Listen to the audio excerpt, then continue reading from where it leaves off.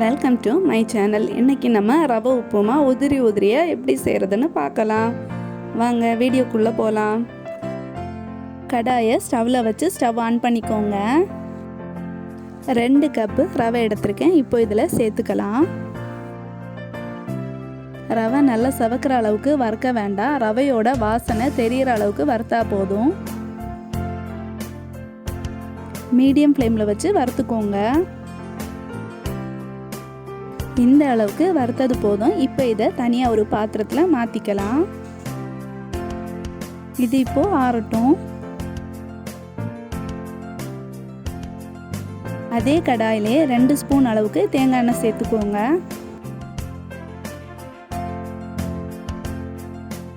கால் teaspoon கடுகு சேர்த்துக்கோங்க. 2லேருந்து 3 சின்ன வெங்காயம் சின்னதாக கட் பண்ணி வச்சுருக்கு. இப்போ இதில் சேர்த்துக்கலாம். வெங்காயத்தை இப்போ நல்லா வதக்கிக்கோங்க.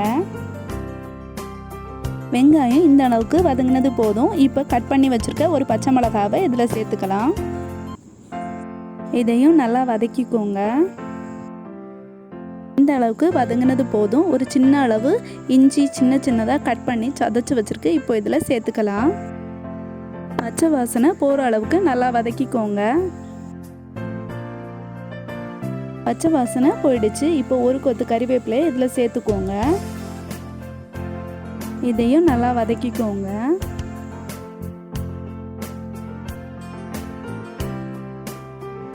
இப்போ 2 கப்புக்கு மொத்தம் 3 கப்பு தண்ணி சேர்த்துக்கலாம். அப்படின்னா 1 கப்புக்கு 1,5 கப்பு தண்ணி.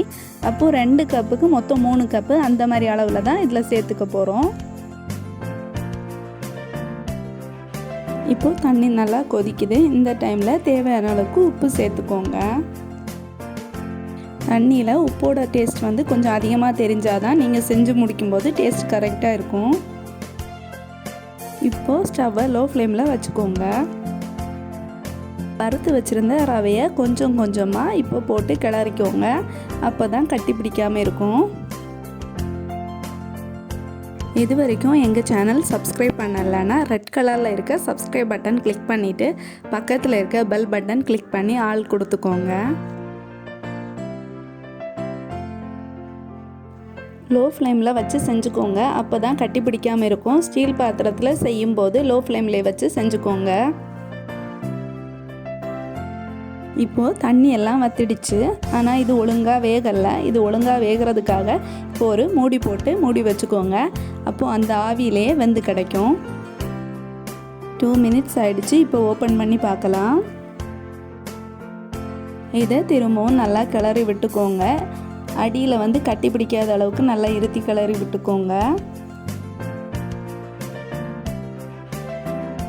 திரும்பவும் 1 மினிட் மூடி வச்சுக்கோங்க. அப்போ தான் ரவை உதிரியாக கிடைக்கும். 1 மினிட் ஆயிடுச்சு. இப்போ ஓப்பன் பண்ணி பார்க்கலாம்.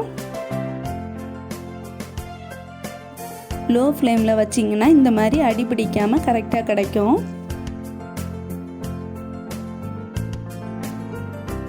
இந்த மாதிரி செஞ்சீங்கன்னா உதிரியான ரவா உப்புமா கிடைக்கும். நீங்களும் வீட்டில் ட்ரை பண்ணி பாருங்கள்.